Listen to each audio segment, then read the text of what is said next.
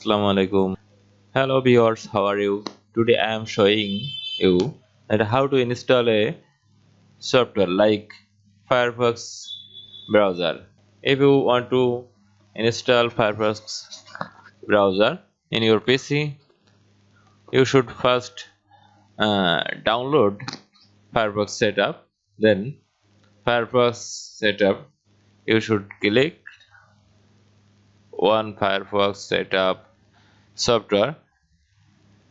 You also should double click it, then it will extracting main software,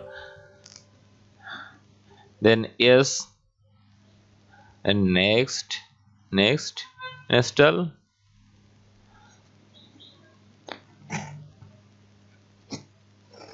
and last then finish.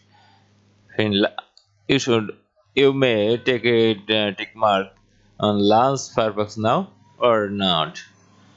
Let finish your work. That's all. Thank you viewers.